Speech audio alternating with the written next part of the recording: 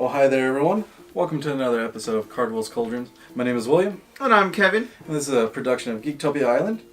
And here, we're going through another deck, another update, actually, of the old past deck that we did. It's called Mortal's Curse. It was kind of a fun, creatureless decks with a bunch of enchantments and basically burning at the end of Torment of Hailfire. But thankfully, in the new sets, there's a lot of things that actually help with it. We lose a couple of great planeswalkers, but we put some pretty average ones in here, and hopefully it'll work out.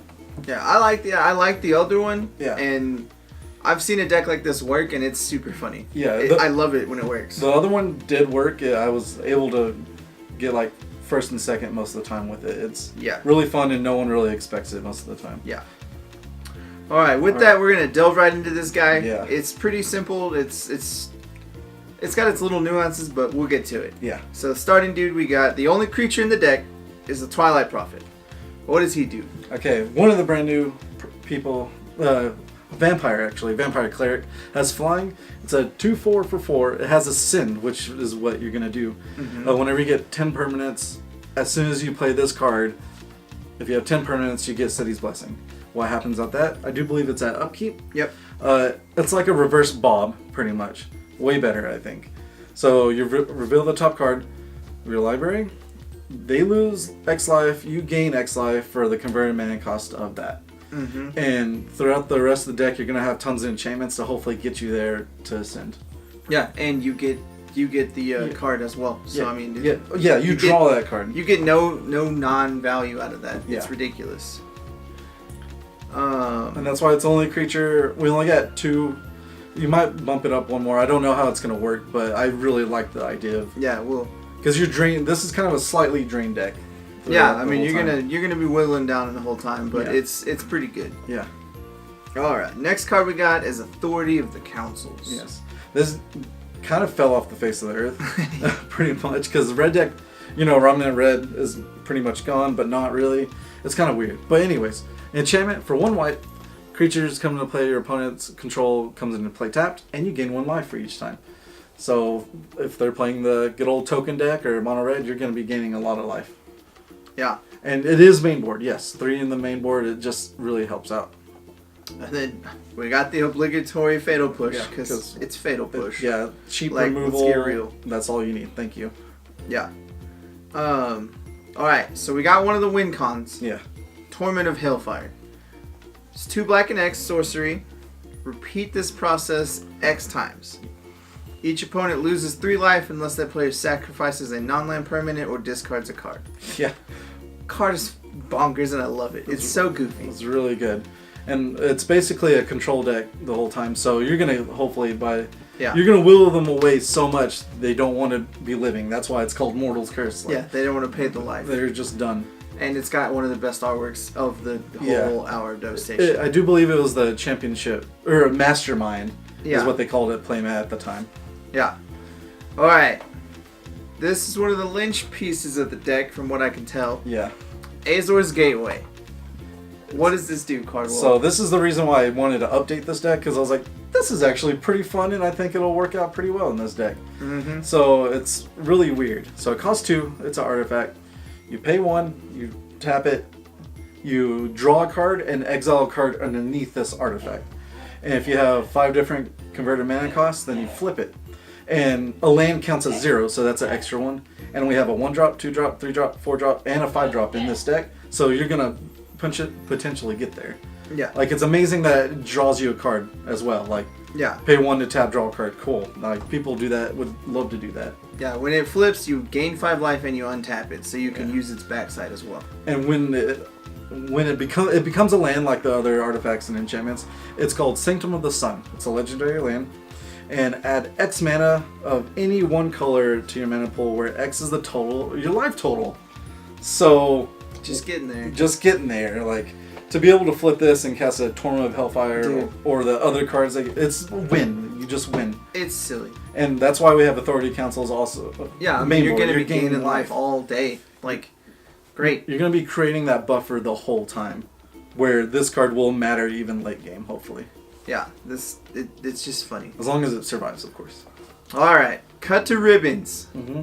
One of the best cards I've seen of the new area. What does this do? So yeah, pay 2 sorcery speed creature, deal 4 damage to target creature, which is extremely good because it's basically it'll almost hit everything except for a Scarab God, but you're going to be wheeling away so much they're not going to have time to care. Yeah. To cast it, but that's a good thing. And the ribbons part is also 2 mana, 2 black mana, and X, which that's another win condition with Azur's Gateway. Yeah. And each opponent loses X life. Yeah. And you do it from Aftermath from the graveyard. So you kill a dude to keep you safe from all the creatures and all that, and then in game just thanks, drain you. I've seen cut to ribbons in a lot of different decks just because it's super strong in what it does. Oh yeah. All right. I've never seen this card, Cardwell. What is Trespasser's Curse? Trespasser's Curse. No one's ever going to ever see this card, except hopefully if you decide to play this deck. The meta right now is super creature heavy, like extremely. Control's trying to get there, but meh.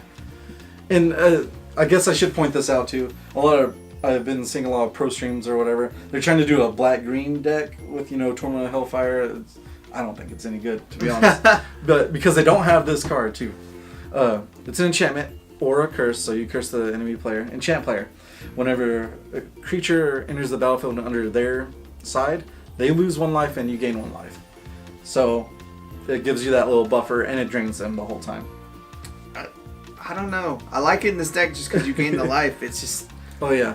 And then losing the life will negate whether they want to keep their hand through the Torment of Hailfire, or even a later card down the line, which they'll have to make decisions constantly. Yeah.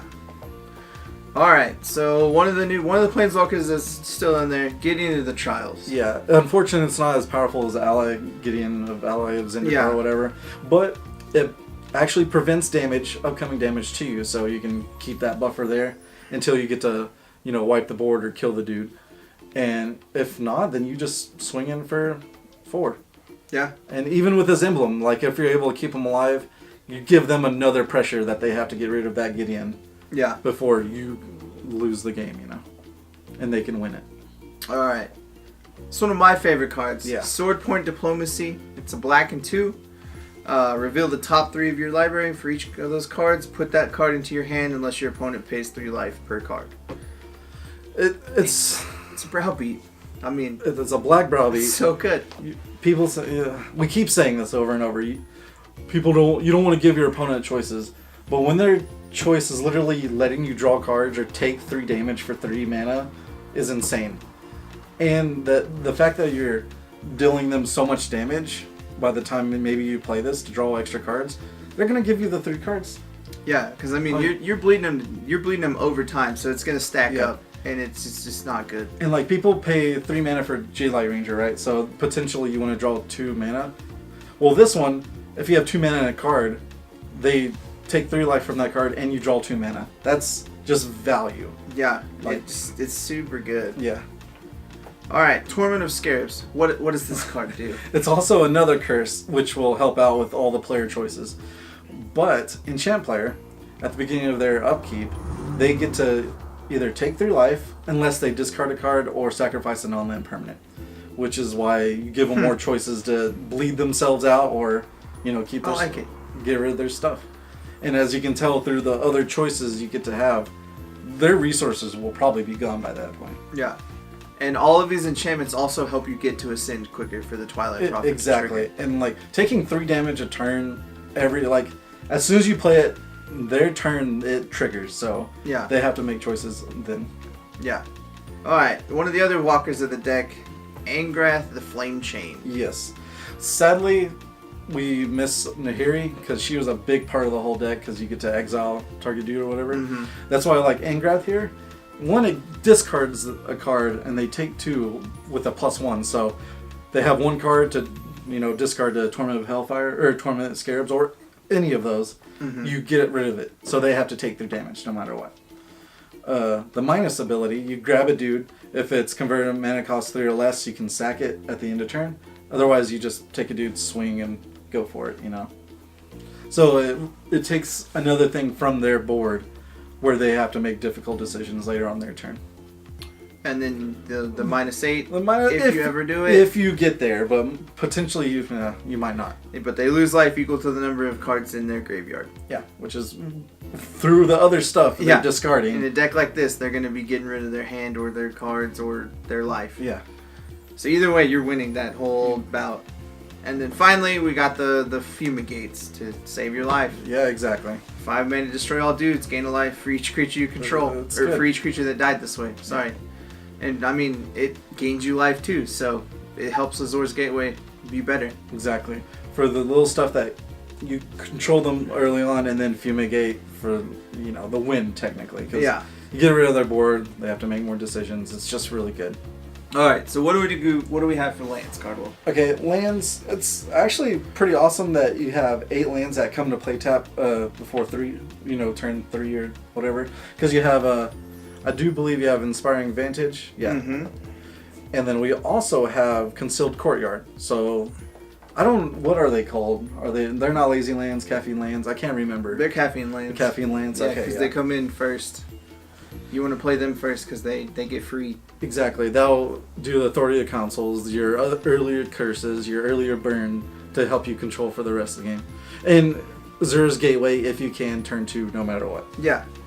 And of course, Dragonskull Summit and Canyon Slough to help out with the black-red. That's the little tricky one. I'll have to put it together and see. But just in case, I put 2 Evolving Walls in there to help you get that certain land. Because you do have a lot of doubles. Well, mostly double black and then double white for the board white. With that, the rest is just basics. Mountain, plain, swamp. Fair enough. Yeah. Seems pretty simple. Alright, what do we got for the sideboard for this guy? Sideboard's really tricky. Like I always say in these videos, it's all up the meta of what you're playing at the moment. Mm-hmm. So the sideboard's very broad terms.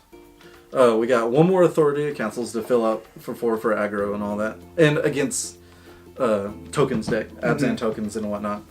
A Braid, because I'm still seeing Godpharaoh's Gift out there in vehicles. It's just good.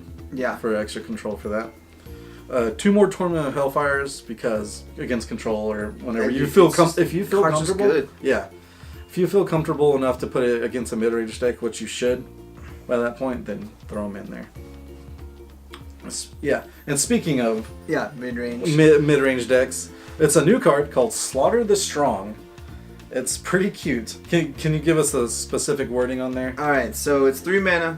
As sorcery, each player chooses any number of creatures he or she controls with total power 4 or less, then sacrifices all creatures he or she controls. All other. So and that's the keyword, total power 4 or less. So if they have all big dudes, then they get to have maybe one of them. Yeah. That you can get rid of later. And of course, you don't have to worry about that at all. You have 1 dude. Great. And she's a 2/4, so who cares? Yeah. So that'll help out with that. And yeah, that's just a good card. Yeah, I liked it. Yeah. Because you make them pay life for all their creatures, and then you tell them to get rid of them. Yeah, thanks. It's pretty good. Get rid of all those dudes. Yeah. I guess the only, if it's really good against energy and / if they use Carnage Tyrant, because they're above 4, so they have to sacrifice it no matter what. Because their Bristling Hydra is going to have 1 counter on it at least. Yeah. So and it has Hexproof. You just get it out of there. Yeah. For sure. Yeah. Alright, Doomfall. What does this card do? It's just against control. You're going to have, if you play against control at all, you're going to have so many slightly dead cards. But with this, you can just, it helps get rid of their hand. Yeah, you look at the hand, choose a non-land card, exile it, or you exile a creature he or she controls. Or that opponent gets to choose, but they exile. And that's why I picked this one, because it's exile. So you don't have to worry about Scarab God or just it coming back of anything. And then we got the 4 final cards of Vraska's Contempt. Yeah, 4 of those, because why not? Because it's amazing. It's amazing. 4 mana, exile target creature or planeswalker. You gain 2 life as an instant. Awesome. I debated putting this in main board, of course, but I don't know. I think the main board's solid enough to hurt them struggle, and then you have to deal with the other stuff later. Yeah. I like it. I think if anything, you could split it 2 and 2. Yeah, you probably could. Because you have 4 cuts, so you can do 2 Fatal Pushes, 2 Vraska's Contempt, or for the main board.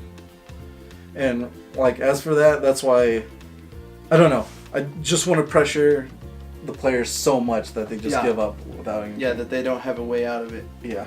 I like it. I think it's a pretty fun little revamp of it. The new cards work really well in this deck. Yeah. So they take a lot of really good places. Azor's Gateway and Cut to Ribbons is just super strong in its in of itself. I've seen it play, and it's super funny. Also with Torment of Hailfire, just like, do you scoop after I flip this? Like, Yeah.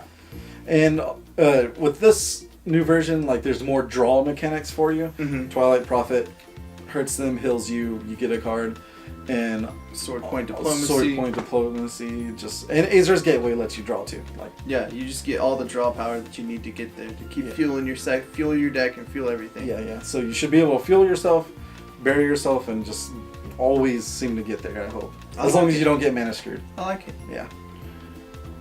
Well, thank you, Kevin, for joining me on this little ride here for this deck. Again, it's called Mortal's Curse.